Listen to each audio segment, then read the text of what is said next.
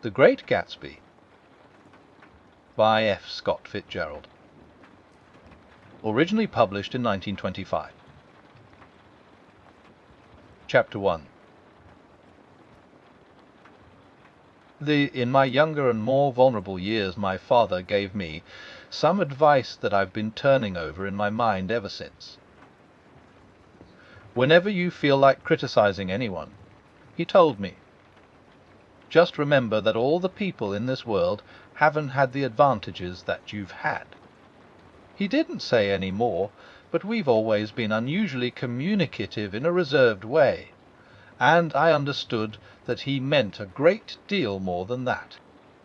In consequence, I'm inclined to reserve all judgments, a habit that has opened up many curious natures to me, and also made me the victim of not a few veteran bores.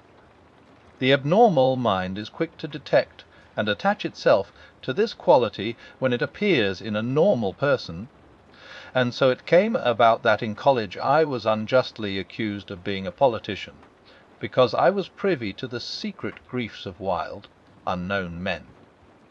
Most of the confidences were unsought.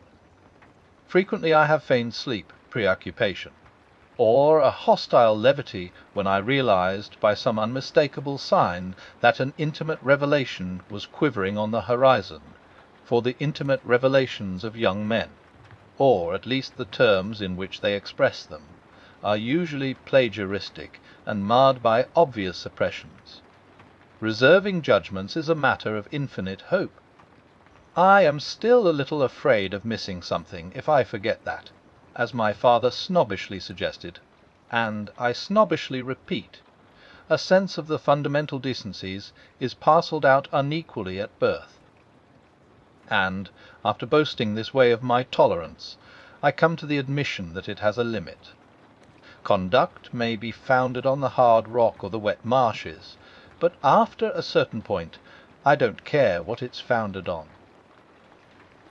When I came back from the East last autumn, I felt that I wanted the world to be in uniform and at a sort of moral attention forever. I wanted no more riotous excursions with privileged glimpses into the human heart. Only Gatsby, the man who gives his name to this book, was exempt from my reaction. Gatsby, who represented everything for which I have an unaffected scorn. If personality is an unbroken series of successful gestures, then there was something gorgeous about him, some heightened sensitivity to the promises of life, as if he were related to one of those intricate machines that register earthquakes 10,000 miles away. This responsiveness had nothing to do with that flabby impressionability which is dignified under the name of the creative temperament. It was an extraordinary gift for hope, a romantic readiness, such as I have never found in any other person, and which it is not likely I shall ever find again. No, Gatsby turned out all right at the end. It is what preyed on Gatsby, what foul dust floated in the wake of his dreams that temporarily closed out my interest in the abortive sorrows and short-winded elations of men. My family have been prominent, well-to-do people in this middle western city for 3 generations. The Carraways are something of a clan, and we have a tradition that we're descended from the Dukes of Buccleuch. But the actual founder of my line was my grandfather's brother, who came here in '51, sent a substitute to the Civil War, and started the wholesale hardware business that my father carries on today. I never saw this great-uncle, but I'm supposed to look like him, with special reference to the rather hard-boiled painting that hangs in father's office. I graduated from New Haven in 1915, just a quarter of a century after my father, and a little later I participated in that delayed Teutonic migration known as the Great War. I enjoyed the counter-aid so thoroughly that I came back restless. Instead of being the warm centre of the world, the Middle West now seemed like the ragged edge of the universe. So I decided to go east and learn the bond business. Everybody I knew was in the bond business, so I supposed it could support one more single man. All my aunts and uncles talked it over as if they were choosing a prep school for me, and finally said, "Why, yees," with very grave, hesitant faces. Father agreed to finance me for a year, and after various delays I came east. Permanently, I thought, in the spring of 22. The practical thing was to find rooms in the city, but it was a warm season, and I had just left a country of wide lawns and friendly trees. So when a young man at the office suggested that we take a house together in a commuting town, it sounded like a great idea. He found the house, a weather-beaten cardboard bungalow at 80 a month, but at the last minute the firm ordered him to Washington, and I went out to the country alone.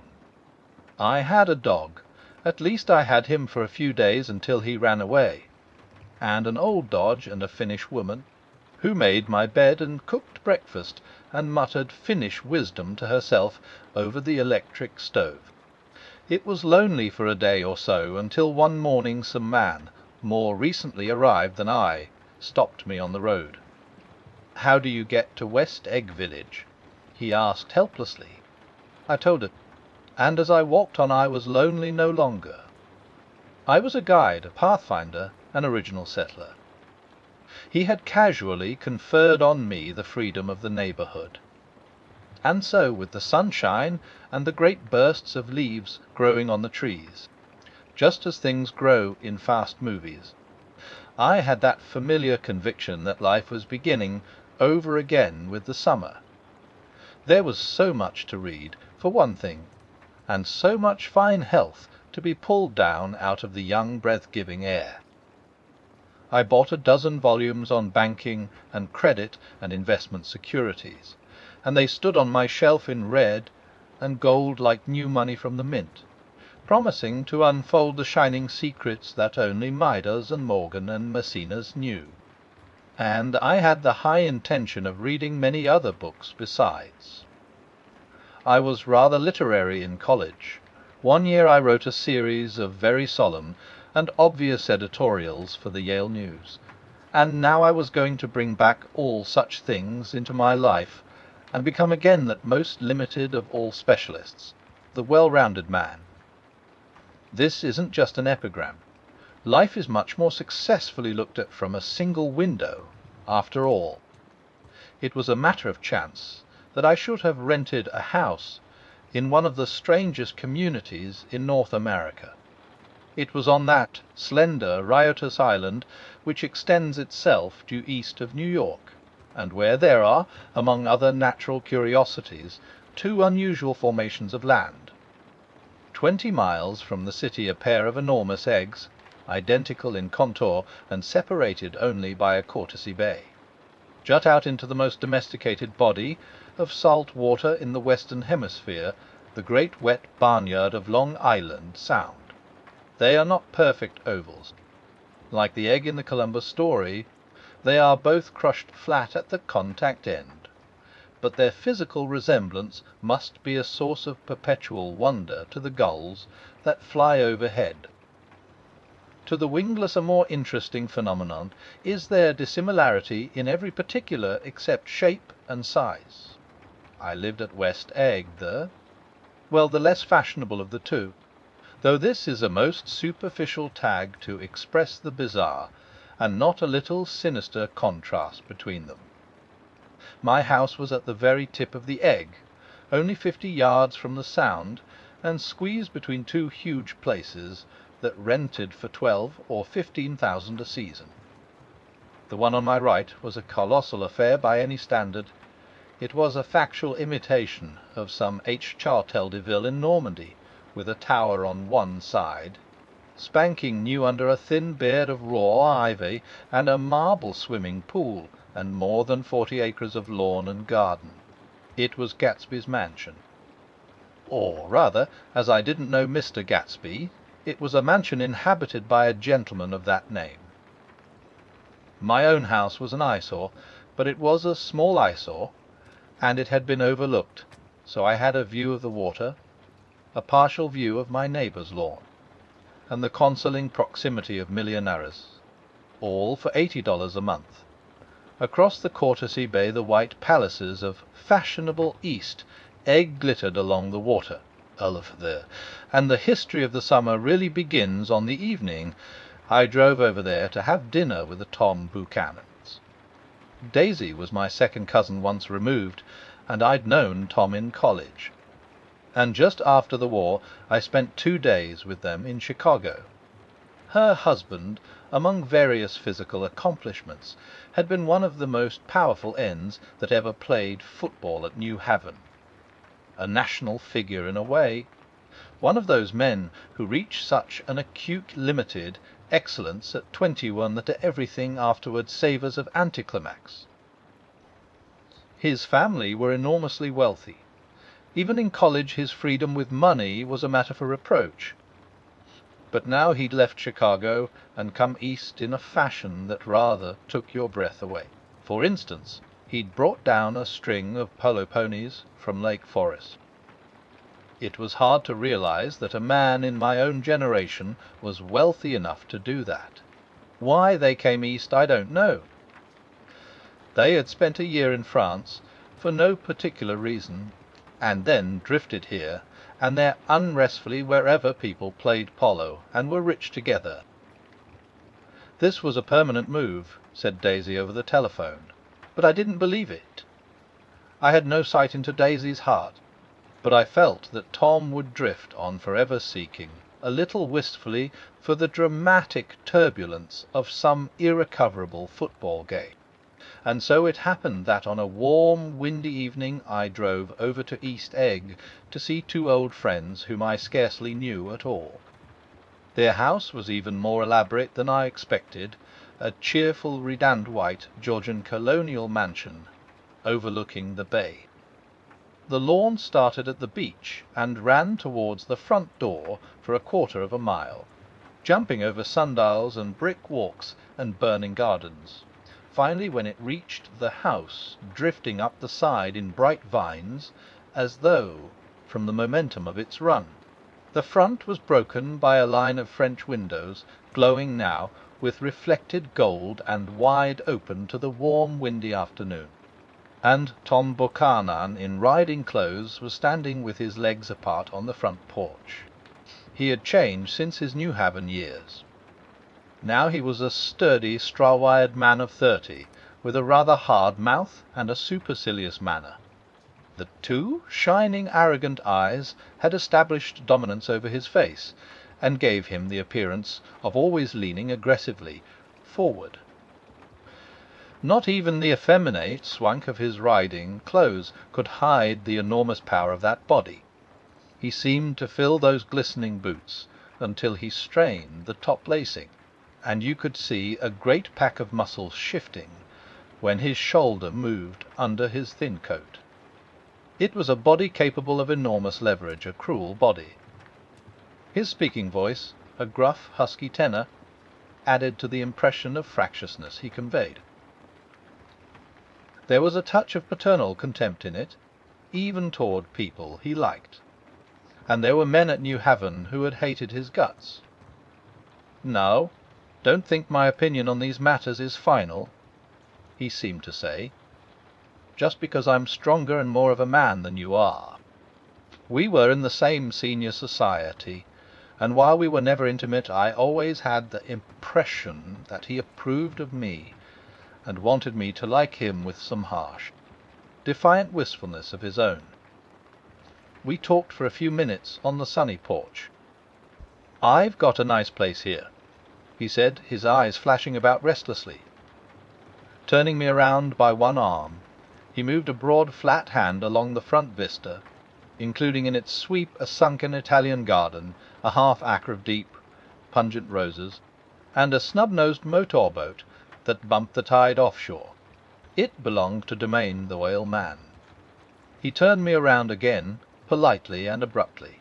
"We'll go inside." We walked through a high hallway into a bright Rossite-coloured space, fragilely bound into the house by French windows at either end. The windows were ajar, and gleaming white against the fresh grass outside that seemed to grow a little way into the house.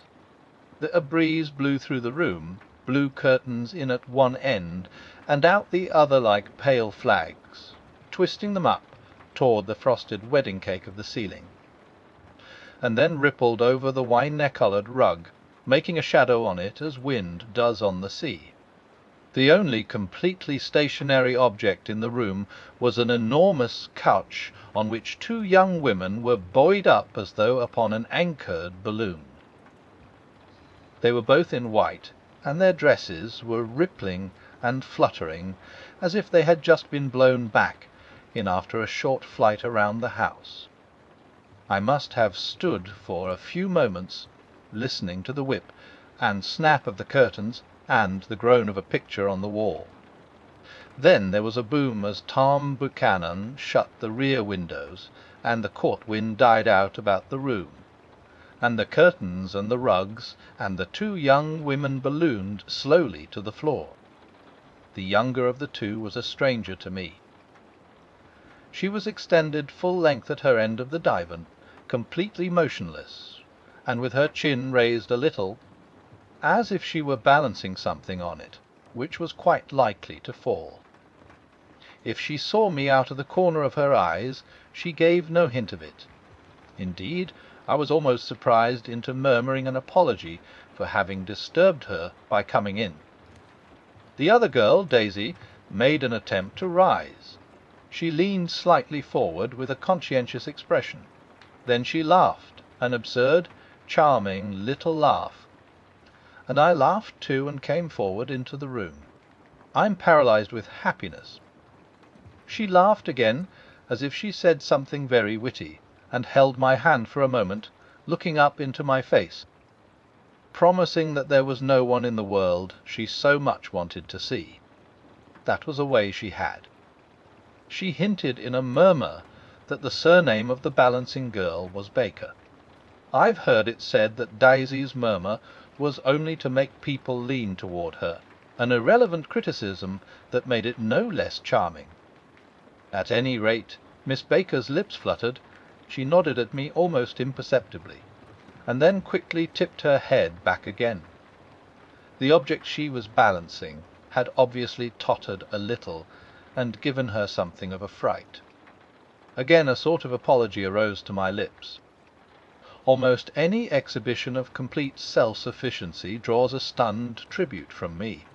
I looked back at my cousin, who began to ask me questions in her low, thrilling voice. It was the kind of voice that the ear follows up and down, as if each speech is an arrangement of notes that will never be played again.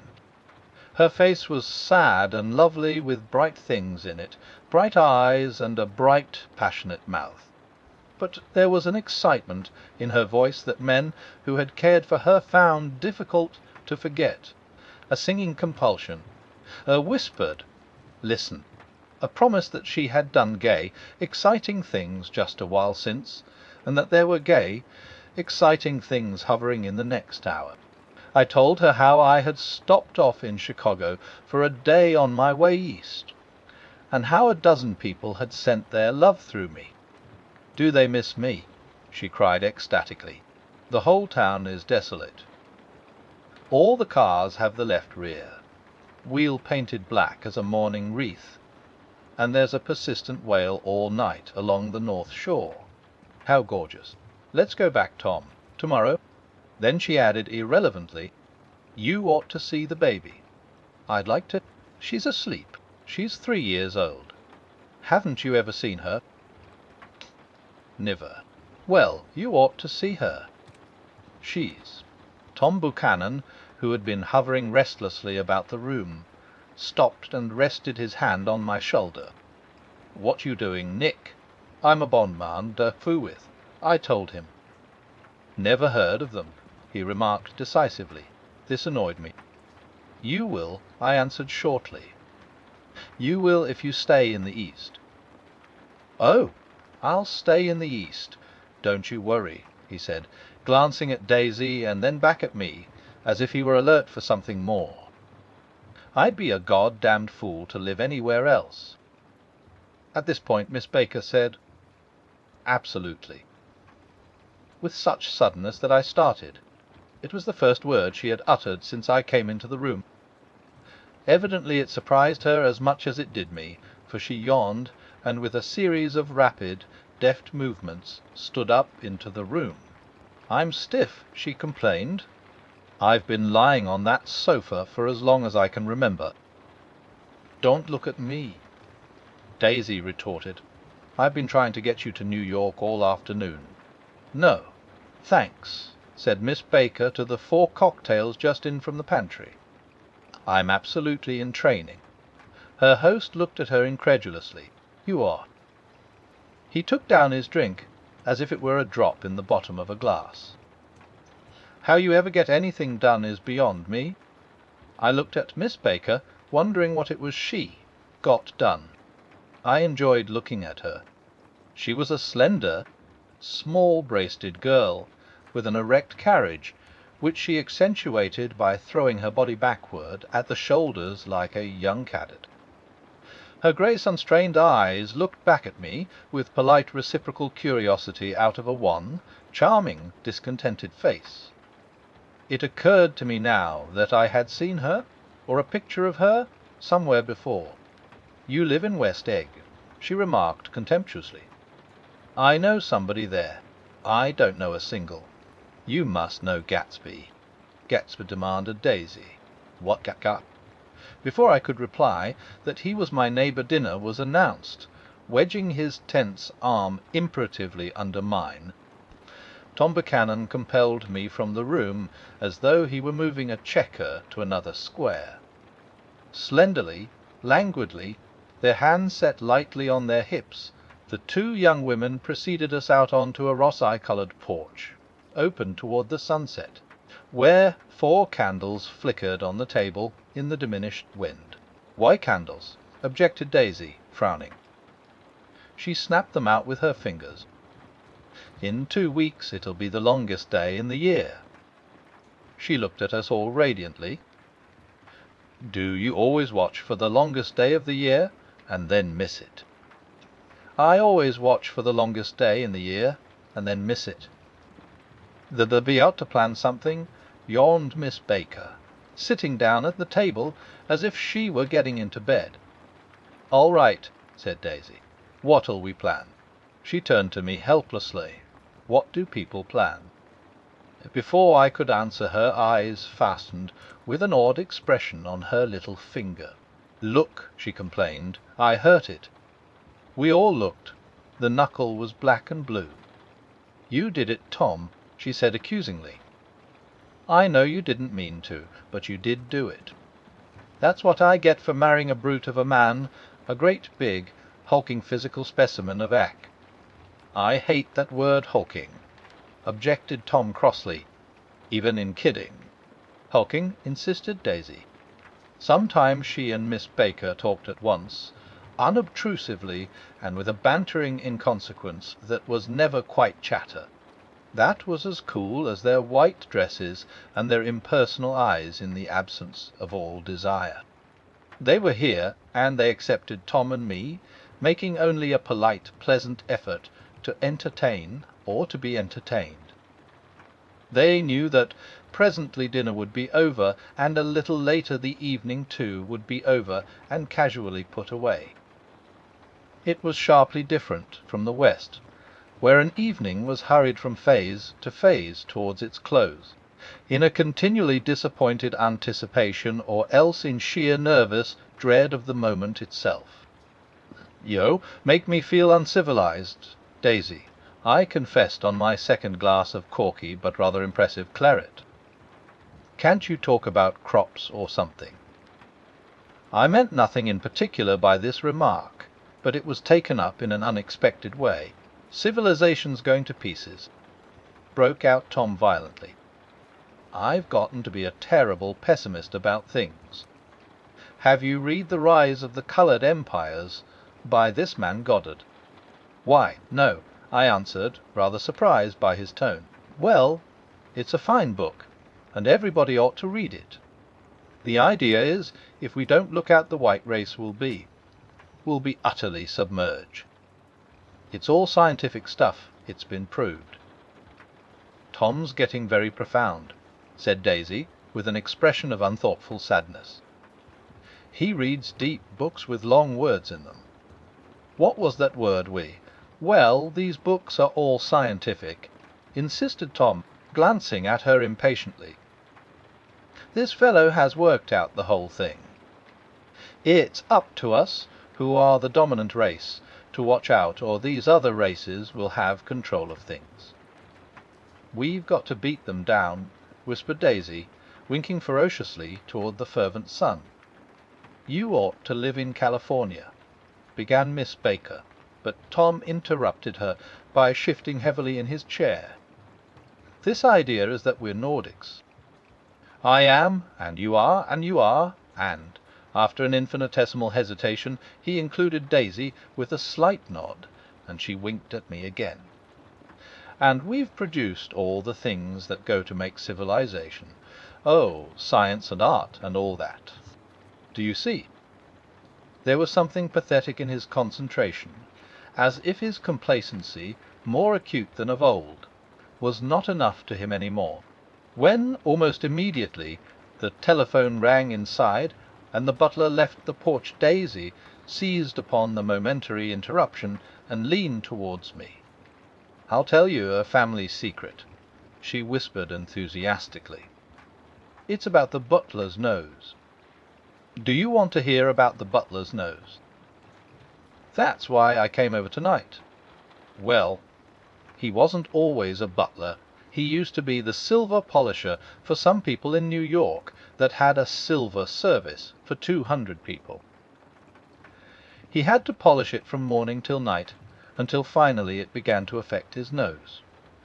Things went from bad to worse," suggested Miss Baker. "Whiz. Things went from bad to worse until finally he had to give up his position." For a moment the last sunshine fell with romantic affection upon her glowing face. Her voice compelled me forward breathlessly as I listened. Then the glow faded, each light deserting her with lingering regret, like children leaving a pleasant street at dusk. The butler came back and murmured something close to Tom's ear, whereupon Tom frowned, pushed back his chair, and without a word went inside. As if his absence quickened something within her, Daisy leaned forward again, her voice glowing and singing. "I love to see you at my table, Nick. You remind me of a rose, an absolute rose. Doesn't he?" She turned to Miss Baker for confirmation. "An absolute rose." This was untrue. "I am not even faintly like a rose."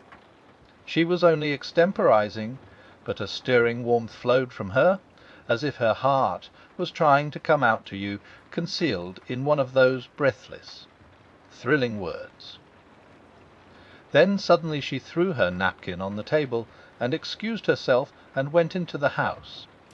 Miss Baker and I exchanged a short glance consciously devoid of meaning. I was about to speak when she sat up alertly and said, "Shech Paul," in a warning voice. A subdued, impassioned murmur was audible in the room beyond, and Miss Baker leaned forward unashamed, trying to hear. The murmur trembled on the verge of coherence, sank down, mounted excitedly, and then ceased altogether. "This Mr. Gatsby you spoke of is my neighbour," I began. "Don't talk. I want to hear what happens." "Is something happening?" I inquired innocently. "You mean to say you don't know?" said Miss Baker, honestly surprised. "I thought everybody knew. I don't." "Why?" she said hesitantly. "Tom's got some woman in New York." "Got some woman," I repeated blankly. Miss Baker nodded. "She might have the decency not to telephone him at dinner time, don't you think?" Almost before I had grasped her meaning there was the flutter of a dress and the crunch of leather boots, and Tom and Daisy were back at the table. "It couldn't be helped," cried Daisy with tense gaiety. She sat down, glanced searchingly at Miss Baker and then at me, and continued, "I looked outdoors for a minute, and it's very romantic outdoors. There's a bird on the lawn that I think must be a nightingale come over on the Cunard or White Star Line. He's singing away. Her voice sang. It's romantic, isn't it, Tom?" "Very romantic," he said, and then miserably to me, "If it's light enough after dinner, I want to take you down to the stables." The telephone rang inside, startlingly, and as Daisy shook her head decisively at Tom the subject of the stables, in fact all subjects vanished into air. Among the broken fragments of the last 5 minutes at table I remember the candles being lit again, pointlessly, and I was conscious of wanting to look squarely at everyone and yet to avoid all eyes. I couldn't guess what Daisy and Tom were thinking, but I doubt if even Miss Baker, who seemed to have mastered a certain hardy scepticism, was able utterly to put this fifth guest's shrill metallic urgency out of mind. To a certain temperament the situation might have seemed intriguing. My own instinct was to telephone immediately for the police. The horses, needless to say, were not mentioned again. Tom and Miss Baker, with several feet of twilight between them, strolled back into the library as if to a vigil beside a perfectly tangible body, while, trying to look pleasantly interested and a little deaf, I followed Daisy around a chain of connecting verandas to the porch in front. In its deep gloom we sat down side by side on a wicker settee. Daisy took her face in her hands as if feeling its lovely shape, and her eyes moved gradually out into the velvet dusk. I saw that turbulent emotions possessed her, so I asked what I thought would be some sedative questions about her little girl. "We don't know each other very well, Nick," she said suddenly, "even if we are cousins. You didn't come to my wedding. I wasn't back from the war. That's true?" She hesitated. "Well, I've had a very bad time, Nick, and I'm pretty cynical about everything." Evidently she had reason to be. I waited, but she didn't say any more, and after a moment I returned rather feebly to the subject of her daughter. "I suppose she talks and eats and everything?" "Oh, yes." She looked at me absently. "Listen, Nick, let me tell you what I said when she was born. Would you like to hear? Very much. It'll show you how I've gotten to feel about things. Well, she was less than an hour old, and Tom was God knows where. I woke up out of the ither with an utterly abandoned feeling, and asked the nurse right away if it was a boy or a girl. She told me it was a girl, and so I turned my head away and wept. 'All right,' I said, 'I'm glad it's a girl. And I hope she'll be a fool. That's the best thing a girl can be in this world, a beautiful little fool. You see, I think everything's terrible anyhow.' She went on in a convinced way. Everybody thinks so, the most advanced people. And I know. I've been everywhere and seen everything and done everything." Her eyes flashed around her in a defiant way, rather like Tom's, and she laughed with thrilling scorn. Sophisticated. God, I'm sophisticated. The instant her voice broke off, ceasing to compel my attention, my belief, I felt the basic insincerity of what she had said. It made me uneasy, as though the whole evening had been a trick of some sort, to exact a contributory emotion from me. I waited, and sure enough, in a moment she looked at me with an absolute smirk on her lovely face, as if she had asserted her membership in a rather distinguished secret society to which she and Tom belonged. Inside, the crimson room bloomed with light. Tom and Miss Baker sat at either end of the long couch, and she read aloud to him from the Saturday Evening Post. The words, murmurous and uninflected, running together in a soothing tune. The lamplight, bright on his boots, and dull on the autumn leaf yellow of her hair, that glinted along the paper as she turned a page with a flutter of slender muscles in her arms. When we came in, she held us silent for a moment with a lifted hand. "To be continued," she said, tossing the magazine on the table, "in our very next issue." Her body asserted itself with a restless movement of her knee, and she stood up. 10 o'clock, she remarked, apparently finding the time on the ceiling. "Time for this good girl to go to bed. Jordan's going to play in the tournament tomorrow," explained Daisy, cover at Westchester. "Oh, you're Jordan Baker." I knew now why her face was familiar. Its pleasing, contemptuous expression had looked out at me from many rotogravure pictures of the sporting life at Ascherville and Hot Springs and Palm Beach. I had heard some story of her too, a critical, unpleasant story, but what it was I had forgotten long ago. "Good night," she said softly. "Or wake me at 8, won't you? If you'll get up." "I will." "Good night, Mr. Carraway. See you none." "Of course you will," confirmed Daisy. "In fact, I think I'll arrange a marriage. Come over often, Nick, and I'll fling you together. You know. Lock you up accidentally in linen closets, and push you out to sea in a boat, and all that sort of thing." "Good night," called Miss Baker from the stairs. I haven't heard a word." "She's a nice girl," said Tom after a moment. "Thee oughtn't to let her run around the country this way." "Who oughtn't to?" inquired Daisy coldly. "Her family. Her family is one aunt about 1,000 years old. Besides, Nick's going to look after her, aren't you, Nick? She's going to spend lots of weekends out here this summer. I think the home influence will be very good for her."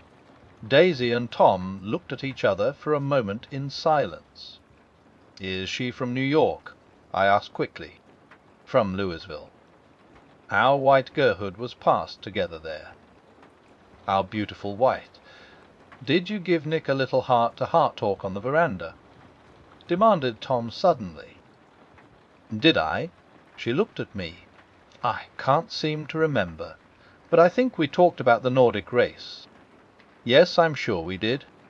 It sort of crept up on us, and first thing, you know. Don't believe everything you hear, Nick. He advised me." I said lightly that I had heard nothing at all, and a few minutes later I got up to go home. They came to the door with me and stood side by side in a cheerful square of light.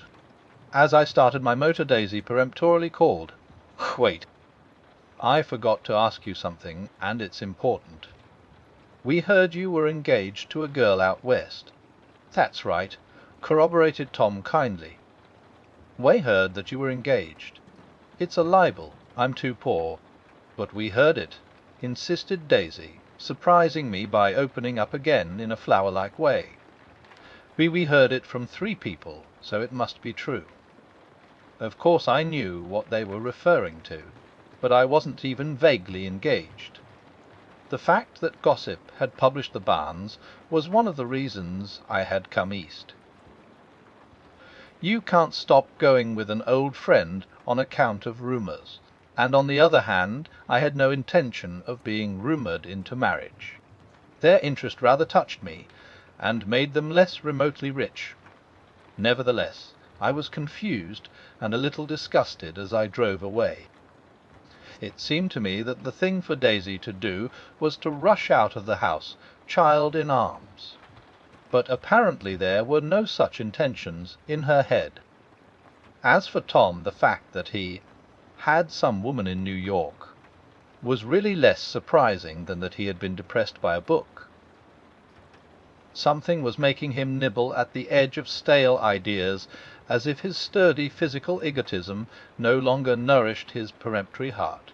Already it was deep summer on roadhouse roofs and in front of wayside garages where new Reed petrol pumps sat out in pools of light, and when I reached my estate at Westegg I ran the car under its shed and sat for a while on an abandoned grass roller in the yard. The wind had blown off, leaving a loud, bright night. with wings beating in the trees and a persistent organ sound as the full bellows of the earth blew the frogs full of life. The silhouette of a moving cat wavered across the moonlight, and, turning my head to watch it, I saw that I was not alone. 50 feet away a figure had emerged from the shadow of my neighbour's mansion, and was standing with his hands in his pockets, regarding the silver pepper of the stars. Something in his leisurely movements and the secure position of his feet upon the lawn suggested that it was Mr. Gatsby himself, come out to determine what share was his of our local heavens. I decided to call to him. Miss Baker had mentioned him at dinner, and that would do for an introduction.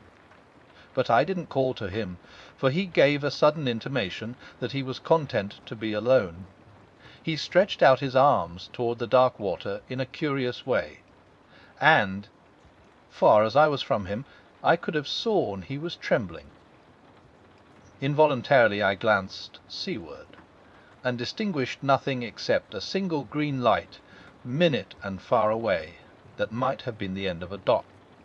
When I looked once more for Gatsby he had vanished, and I was alone again in the unquiet darkness.